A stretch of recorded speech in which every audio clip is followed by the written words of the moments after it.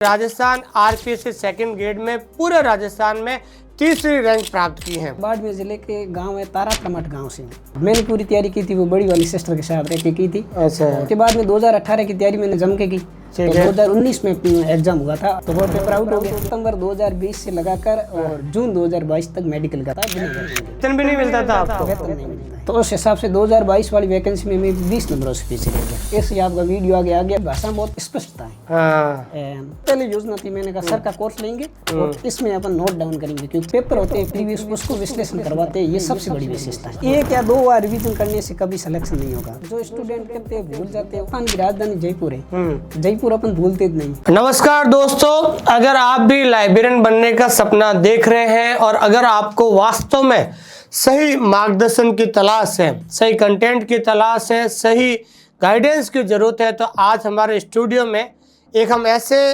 Topper विद्यार्थी से आपका इंट्रोडक्शन करा रहे हैं जिन्होंने राजस्थान आरपीएससी सेकंड ग्रेड में पूरे राजस्थान में तीसरी रैंक प्राप्त की है।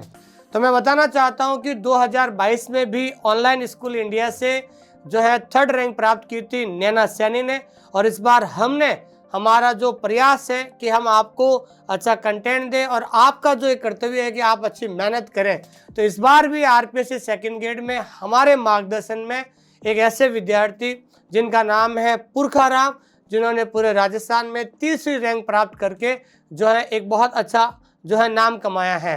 तो आज हम पुरखाराम से बात करेंगे कि वास्तव में उनकी यात्रा, जो कंपटीशन की जो जर्नी है, यात्रा है, कहाँ से शुरू हुई है, कैसे उन्होंने सफलता प्राप्त की है, कितना मेहनत किया है, कितने घंटे तक पढ़े हैं।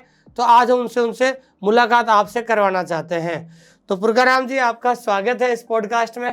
थैंक यू सर, आपको भी, आपने हमें यहाँ पे बुलाया, ये प्लेटफॉर्म उपलब्ध करवाया, उसके लिए जी बहुत बहुत धन्यवाद, आप यहाँ पर आए हैं। पुरखाराम जी, सबसे पहले बताइए आप कहाँ से हो और जो है कहाँ से आपकी पढ़ाई लिखाई पूरी हुई थी? मैं सर बाड़मेर जिले के गांव है तारात्रमठ गांव से हूँ। तारात्रमठ गांव से। तारात्रमठ। हाँ, मेरे पिताजी मिडिल क्लास फैमिली से बिलोंग करता हूँ और पिताजी कृषि का काम करते हैं, ज्यादा पढ़े लिखे है नहीं। हाँ। और हम 5 भाई बहन हैं। अच्छा, 5 भाई बहन हैं। हाँ, 3 सिस्टर बड़ी है और हम दोनों भाई छोटे हैं। अच्छा। और मेरे दोनों बड़ी वाली सिस्टर है, वो पुलिस में, राजस्थान पुलिस कांस्टेबल में। 3 बहनों में से 2 बहनें पुलिस में आपकी? हाँ, राजस्थान पुलिस। बहुत बढ़िया, वेरी गुड। बाड़मेर बड़ी वाली सिस्टर है, वो बाड़मेर जिले से है, और उससे जो छोटी वाली है वो चित्तौड़गढ़ जिले से। अच्छा अच्छा। और मैंने पूरी तैयारी की थी, वो बड़ी वाली सिस्टर के साथ रह के की थी। अच्छा। उससे जो छोटी वाली सिस्टर है तीसरे नंबर पे, उन्होंने फाइनल करने के बाद में पढ़ाई छोड़ दी। अच्छा, पढ़ाई छोड़ दी। एक आधा कोई गवर्नमेंट जॉब का एग्जाम दिया, उसके बाद में उन्होंने इंटरेस्ट था नहीं तो छोड़ दिया। छोटे वाला भाई है, वो अध्यापक L1 से तैयारी कर रहा है।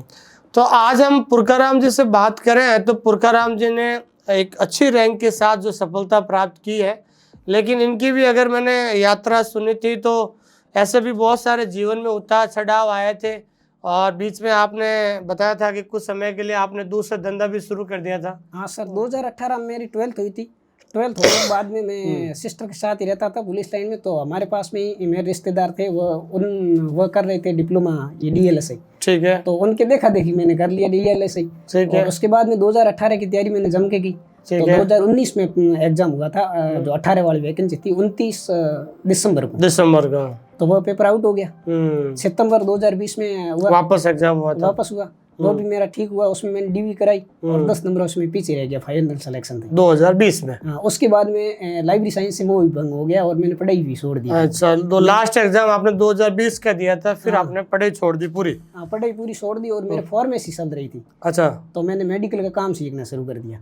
मतलब पढ़ाई छोड़ के आपने मेडिकल पे काम करना शुरू कर दिया, मतलब वो जो आपके फार्मेसी किया हुआ था, वो मेडिकल पे काम सीखना पड़ता है बिना वेतन के। ठीक है। अच्छा, वेतन भी नहीं मिलता था आपको? वेतन नहीं मिलता है। अच्छा, तो जब तक काम में ट्रेंड नहीं होंगे तब तक मेडिकल वाले वेतन नहीं देंगे। बिना वेतन के आपने वहाँ पर काम किया? हाँ, मैंने सितंबर 2020 से लगाकर और जून 2022 तक मेडिकल का करीबन 2 साल आपने ये किया था। जून 2022 में 22 वाली वैकेंसी आई, हाँ 3 महीने मिले। तो उसमें लाइब्रेरी साइंस का प्रॉपर रिवीजन नहीं हो पाया, क्योंकि रिवीजन बिना अपन सिलेक्शन होना बहुत टेक्निकल सब्जेक्ट है बिल्कुल। और फर्स्ट पेपर में भारत और विश्व जी के भी कमजोर था और साइको भी कमजोर थी। ठीक है। तो उस हिसाब से 2022 वाली वैकेंसी में मैं 20 नंबरों से पीछे रह गया। ठीक है। लेकिन वहाँ पे ये हुआ कि 2022 वाली मेरे फ्रेंड थे तुलसाराम जी पोटलिया बाड़मेर से, ठीक है। उनका लाइब्रेरी 3rd ग्रेड में 2022 वाले में सिलेक्शन हो गया। ठीक है। तो तुलसाराम जी का सिलेक्शन होने के बाद में पुरखाराम जी आप भी तैयारी करिए, संस्कृत विभाग की आ रही है 300 पोस्टों पे। तब संस्कृत विभाग की चर्चा थी, अपने 2nd ग्रेड की चर्चा नहीं थी। हाँ। तो मैं उस संस्कृत विभाग वाली वैकेंसी में लग गया। जब 2022 की वो वैकेंसी आई, उससे पहले आपने 2022 में ये OSI वाला ऑनलाइन पढ़ाना शुरू किया था नया हमने भाई। तो मैंने वो यूट्यूब पे ऐसे आपका वीडियो आगे आ गया और देख लिया। तो आपकी भाषा बहुत स्पष्ट मेरे को अच्छी लगी। वो क्या है कि पश्चिमी राजस्थान से है ना, आप भी पश्चिमी राजस्थान, मैं भी पश्चिमी राजस्थान से हूँ। दूसरी बात, आपकी भाषा में बहुत स्पष्टता है। हाँ, बाई लैंग्वेज कंटेंट था। तो इस प्रकार मैंने फिर 2022 वाले के बाद मैंने लाइब्रेरी 3rd ग्रेड के हिसाब से तैयारी शुरू की थी। और 3rd ग्रेड में जो 4 यूनिट थे ना, उनके मैंने नोट्स बनाने शुरू किए। अमित किशोर की बुक से बनाए थे। उसके बाद मैंने उसमें खाली जगह रखनी शुरू कर दी। मैंने सर का कोर्स उस नोट्स पे खाली जगह रखी थी ताकि आप नई चीज को नोट डाउन करो। क्योंकि मेरे पहले योजना थी, मैंने कहा सर का कोर्स लेंगे और इसमें अपन नोट डाउन करेंगे, क्योंकि पहले मेरे अमित किशोर की बुक पढ़ी हुई थी। हाँ, वो इससे क्या है कि आपका बेसिक क्लियर हो गया। हाँ, मैंने कहा बेसिक पहले जो पढ़ा हुआ है उसका काम खत्म कर दे। उसके बाद में जो एक्स्ट्रा होगा, क्योंकि उस अमित किशोर की बुक में थोड़ा मैटर कम है। मतलब आपका मैटर बहुत ज्यादा है और थोड़ा कम है, तो वो आपका मैटर ऐड करना था, क्योंकि मेरे को मैटर अधिक चाहिए था। तो उस हिसाब से मैंने फिर 2-3 महीने वो नोट्स बनाने में लग गई। उसके बाद में जुलाई 2023 में आती है अपने EMRs की वैकेंसी। ठीक है। तो EMRs की वैकेंसी आती है, तब मैंने आपको कॉल करके बात किया। आपने कहा EMRs का आप कोर्स मत लो, लाइब्रेरी 2nd ग्रेड और 3rd ग्रेड का 2nd ग्रेड 3rd ग्रेड ले लो, ताकि क्या है उसमें 5 जो यूनिट है ना, वो उसके एक प्रॉपर तरीके से नोट्स और EMRs वाला हम फ्री में दे देंगे। तो मैंने EMRs जुलाई 2023 से दिसंबर 2023 तक EMRs की तैयारी की।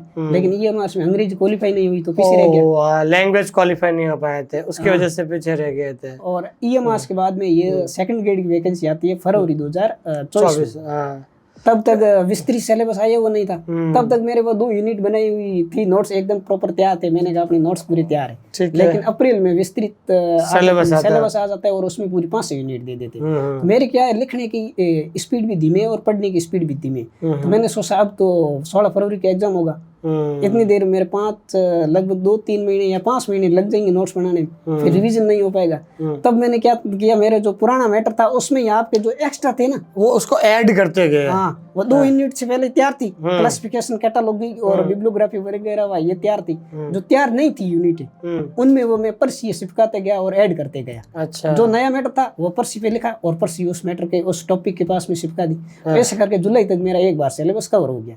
अच्छा। फिर उसके बाद रिवीजन करने का अच्छा मौका मिल गया। हाँ, फिर रिवीजन किया। फिर मेरा शेड्यूल ये होता था, सुबह 6 बजे उठता था और 7:30 पढ़ाई होती थी, 8 बजे तक करंट पढ़ लेता था और उसके बाद 8 से 12 बजे तक लाइब्रेरी की थ्योरी पढ़ता था। लाइब्रेरी साइंस टाइम मैनेजमेंट आपने दोनों पेपर का किया हुआ था कि भाई फर्स्ट पेपर कब पढ़ना है, करंट कब पढ़ना है, सेकंड पेपर कब पढ़ना है, साथ में लेके चलता था। और अच्छा, तो आप अकेले ही पढ़ते थे कि आपके साथ में और कोई पढ़ता था? ना, मैं अकेले। मैं सिस्टर को क्वार्टर मिला था, उस सरकारी क्वार्टर। आप सिस्टर के साथ ही रहते थे 2nd ग्रेड की तैयारी करते समय? 9th से सिस्टर्स के साथ ही रहा। अच्छा। सिस्टर का पोस्टिंग अभी बाड़मेर में। अच्छा, बाड़मेर है, तो उनके साथ ही क्वार्टर मिला हुआ है। अच्छा, क्वार्टर मिला हुआ था, तो आप उनके साथ रह के पढ़ते थे। मेरे को एक पर्सनल रूम दिया हुआ था उसमें। अच्छा। लाइब्रेरी में मेरे धीरे-धीरे पढ़ने की आदत नहीं है, मैं जो लेकिन एक बात बताओ, आप कह रहे थे मुझे धीरे-धीरे पढ़ने की आदत थी और धीरे-धीरे भी सिलेबस पूरा हो रहा है, लेकिन वो कहावत याद आती है कछुआ और खरगोश वाले की, slow and steady wins the race. मेरे पढ़ने की स्पीड सबसे धीमी है और लिखने की स्पीड भी सबसे धीरे। लेकिन आपने उस चीज को जो है कछुए की तरह धीरे धीरे चलते गए और आज आपने सफलता प्राप्त की। आपको जब आप इसे 2nd ग्रेड में सेलेक्ट होने के बाद आपने ज्वाइन कर लिए, कौन सी स्कूल मिली आपको? मेरे सिस्टर का जो क्वार्टर है उससे मात्र 1.5 किलोमीटर ही है। अच्छा, जहाँ आप अभी पढ़ाई कर रहे थे सिस्टर के साथ बैठकर, तो उससे कितना दूर स्कूल है? 1.5 किलोमीटर। अरे यार, मुझे तो पैदल भी चले जाओ तो भी आसान पैदल ही जाता हूँ। अच्छा। और मेरे घर से 30 किलोमीटर। हाँ, तो मैं आप लोगों को यह कहना चाहता हूँ कि जो विद्यार्थी अच्छी रैंक से सेलेक्ट होता है, टॉप 50 में या टॉप 20 के अंदर आता है, तो उसको ज्वाइनिंग भी ध्यान रखना, घर के आसपास मिल जाती है, उसको मंडल या जिला भी, गृह जिला मिलता है। तो आज पुरखाराम जी ने पूरे राजस्थान में तीसरी रैंक जो है लेकर आए थे। इसका सबसे बड़ा फायदा मिला है कि उनके घर से या जहाँ पर वो रहते हैं मात्र 1.5 किलोमीटर के पास उनको स्कूल मिल गई और बहुत ज़्यादा आसान हो गया आना जाना। क्योंकि जब रैंक जो थोड़ा लेट, जो रैंक जो है थोड़े रैंक जो है दूर आती है ना, तो उस समय आपको मंडल भी बहुत ज़्यादा दूर मिलता है, अलग ज़िले में आपको जाना पड़ता है, ये भी रहता है। तो कहने का मतलब ये है कि तैयारी आप रैंक लाने की करो ताकि कम से कम आपका सिलेक्शन हो जाए। सर तो आपने रैंक के बारे में इतना थोड़ी सोचा था कि तीसरी रैंक आएगी? नहीं, रैंक के बारे में नहीं सोचा था क्योंकि 2018 में पीछे रहा हुआ 18 में पीछे रह गए, 22 में पीछे रह गए थे, तो उससे वो डर था, मतलब कम से कम रिवीजन 10 बार करना जरूरी था। बिल्कुल, सबसे ज्यादा फोकस आपने रिवीजन पे रखा, रैंक के बारे में नहीं सोचा था। क्योंकि डॉक्टर गणपत सिंह है ना बाड़मेर से, वो हमेशा कहते हैं मोटिवेशन में कि कम से कम 10 बार पढ़ो। तो मैंने लगभग 7-8 बार रिवाइज कर दिया पूरा। मैं स्टूडेंट को भी कहता हूँ कि मैं स्टूडेंट को ये कहता हूँ कि 3 चीजों को फॉलो करो। जिस दिन आपने सिलेबस पूरा कर लिया, आधी जंग आपने जीत ली। फिर उसके बाद प्रत्येक टॉपिक का 10 बार रिवीजन करो और उसके बाद ज्यादा से ज्यादा एमसीक्यू सॉल्व करो, जिससे आपके अंदर कॉन्फिडेंस आएगा। जैसे आप अकेले पढ़ रहे थे, आप अपने जो है रूम के अंदर बैठे रहते हैं, तो आप अकेले पढ़ रहे थे, तो जब कोई बंदा अकेला पढ़ता है ना, तो उस समय ये कॉन्फिडेंस वो कम रहता है कि यार सिलेक्शन होगा कि नहीं होगा। वो उस कई बार अपन कहते हैं ना, जो क्योंकि इतना जो है लोगों से बातचीत नहीं होती, बाहर कितना कंपटीशन है, क्योंकि पद सिर्फ 300 पद थे और फार्म आए थे 88,000, लेकिन आपके आसपास कोई नहीं थे, आप सेल्फ स्टडी कर रहे थे। लेकिन वो आत्मविश्वास कैसे जागा आपके अंदर? आत्मविश्वास तो सर ऐसे है, जब टॉपिक पढ़ने के बाद में जब टेस्ट सीरीज देते थे ना, तब उसमें वो प्रश्न हल हो जाते थे, तो आत्मविश्वास अपने आप। अच्छा, जब आप अपने एप्लीकेशन में जब आप टेस्ट देते थे वहां से कॉन्फिडेंस आता था। तो टेस्ट देते थे, कौन सी रैंक आती थी? क्योंकि मेरे यहाँ पर कम से कम 2,000-2,500 एप्लीकेशन में टेस्ट देते थे, उसमें कौन सी रैंक अक्सर आती थी आपके? रैंक तो मेरे 50 के आसपास आती थी, टॉप 50 में आपके आते थे। क्योंकि मैं शेड्यूल टेस्ट का जो आप शेड्यूल लेते थे उसके अनुसार नहीं पढ़ता था, क्योंकि मैं ये चाहता था कि एग्जाम में उस क्या पता अपने जो पहले पढ़े हुए उन टॉपिकों से प्रश्न आ गए तो कैसे करेंगे। सही बात तो है। टेस्ट के शेड्यूल के अनुसार मैं कभी नहीं पढ़ता था। जैसे फर्स्ट पेपर की टेस्ट सीरीज में ली हुई थी बाड़मेर से, ऑफलाइन कोचिंग है, मतलब सेकंड ग्रेड के फर्स्ट। क्योंकि एक्चुअली आपने एक चीज नोट भी किया होगा, जो टीचर की जो वैकेंसी हमेशा सेकंड ग्रेड की आती रहती है, जो टीचर का जो फर्स्ट पेपर होता है वही अपने लाइब्रेरियन का था। तो आपने क्या किया कि वो टीचर के जो फर्स्ट पेपर थे ना, जो आते थे, उसको अच्छी तरीके से एनालिसिस कर लिया होगा।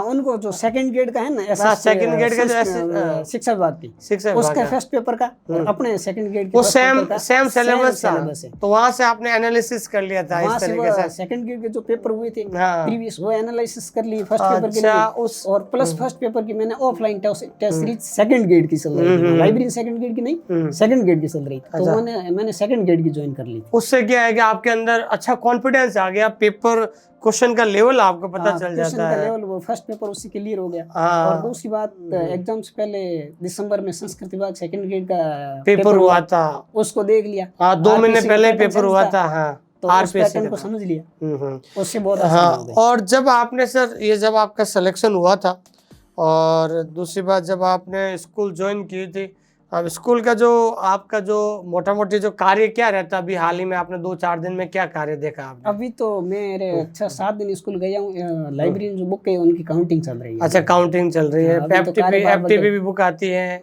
वर्क बुक भी आती है। एफटीपी वाला तो अभी देखा नहीं, अभी केवल और केवल लाइब्रेरी की बुकों का काउंटिंग चल रही है। अच्छा, काउंटिंग के बाद में कार्यभार लेंगे। बिल्कुल बिल्कुल। तो सर ने जो है अभी हाल ही में ज्वाइन किया है स्कूल, और पोस्टिंग भी सबसे खुशी की बात है कि घर के आसपास मिल गई, तो आना जाना ये रहता है। और स्कूल में कितने बच्चे पढ़ते हैं आपके टोटल स्कूल में? मेरे स्कूल में फर्स्ट और सेकंड 2 पारी में लगती है। बालिका स्कूल है, 1300 स्ट्रेंथ है। 1300 बच्चे? तो 1300 बच्चों की एफटीबी लानी है, वर्क बुक भी लानी है। नहीं है ना पीओ क्षेत्र, हाँ वो भी एक फायदा है। पीओ क्षेत्र भी नहीं है, लेकिन काम तो शुरू में रहता है। लेकिन आप थोड़ा काम को सिस्टमेटिक तरीके से करोगे ना, तो भविष्य में आपको किसी प्रकार की कोई प्रॉब्लम नहीं रहेगी। और आप जो है लगातार लंबे समय से जुड़े रहे, पढ़ाई करते रहे, बीच में आपने पढ़ाई भी छोड़ी, फिर आपको किसी ने सलाह दी, फिर वापस आप पढ़ाई में आए, तो ये जो अनुभव है आपका, और इस चीज़ को आप मानते हो कि जो अगर कोई विद्यार्थी लगातार मेहनत करता है अंत में कहीं ना कहीं सिलेक्शन हो ही जाता है। हाँ, वो कहते हैं माँ सरस्वती अपना ऋण कभी नहीं रखती है, देश सवेर देती है। बिल्कुल, हाँ, देश सवेर देती है। और सबसे बड़ी बात है कि अक्सर अपन गूगल में सर्च करते हैं कि दुनिया में सबसे आरामदायक नौकरी कौन सी है, तो नाम आता है लाइब्रेरियन का आता है। और आपने दुनिया की सबसे आरामदायक जॉब भी प्राप्त की है। अब आगे क्या विचार है आपका? आगे सर नेट क्लियर करने का है। हाँ। अभी तक मेरे एमलिब होनी है। अच्छा। एमलिब होने के बाद में नेट क्लियर करने का है। उसके बाद में ये अगर राष्ट्रीय अधिनियम वाला नहीं लगता है तो कॉलेज लाइब्रेरियन की वैकेंसी आएगी तो कॉलेज लाइब्रेरियन की तैयारी करनी। नहीं, बिल्कुल। देखो सर, अगर आपके पास समय है तो मुझे लगता है कि आपको प्रयास करना चाहिए, क्योंकि 6 घंटे स्कूल के बाद तो लगभग आप फ्री रहते हैं। अगर समय है, अगर आप हायर एजुकेशन में जाना चाहते हैं तो मुझे लगता है प्रयास करना चाहिए। फिर कई बार क्या होता है कि सर अपन फार्म भर देते हैं और सिलेक्शन में थोड़ा नंबरों से रहता है तो माइंड में, दिमाग में रहता है कि अरे यार थोड़ा सा कोशिश कर लेते थे तो शायद अपना कॉलेज लाइब्रेरियन में भी हो जाता था। जब आप पढ़ते थे, पढ़ने के अलावा आपकी कोई क्या हॉबी थी?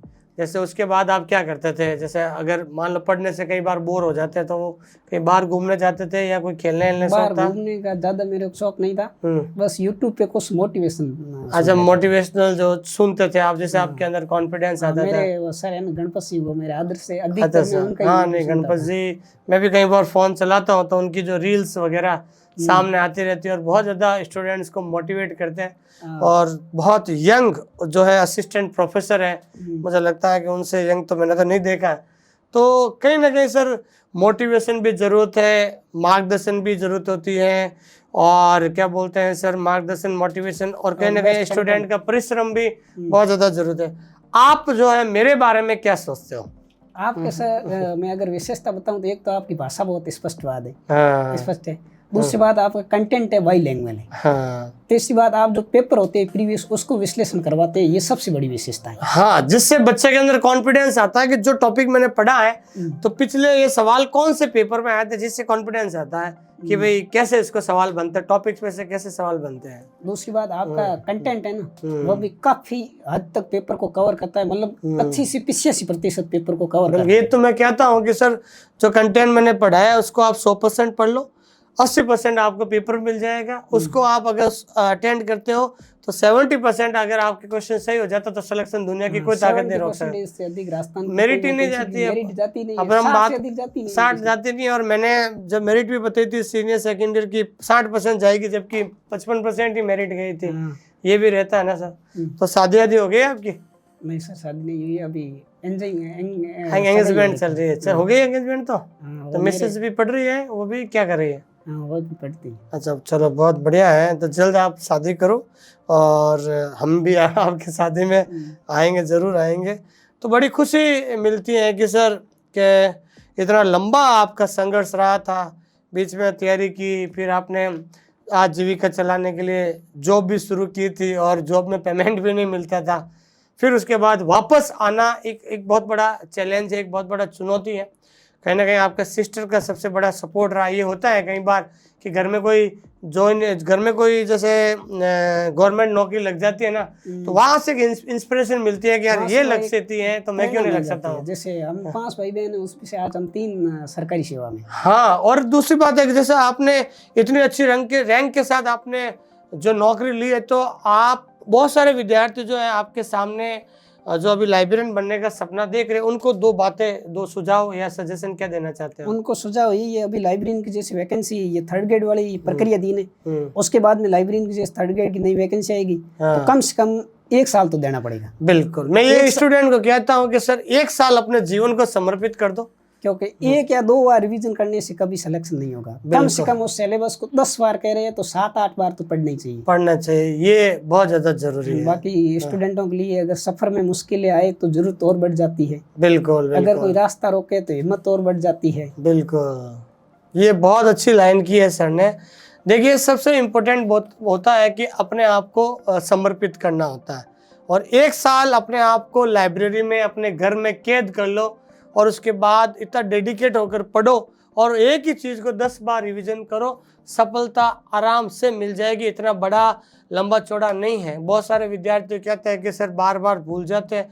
अरे सब ये तो हर आदमी की जो कमजोरी है सर। जो स्टूडेंट कहते हैं भूल जाते हैं, उनका ये उनको कहना चाहता हूँ, राजस्थान की राजधानी जयपुर है, जयपुर अपन भूलते नहीं। हाँ वो इतनी बार रिवाइज हो गया कि उनको अपन बिल्कुल। आप भाई भारत का प्रधानमंत्री मोदी जी है, तो आपको 10 महीने बाद भी पूछेंगे तो आपको याद हो जाती है।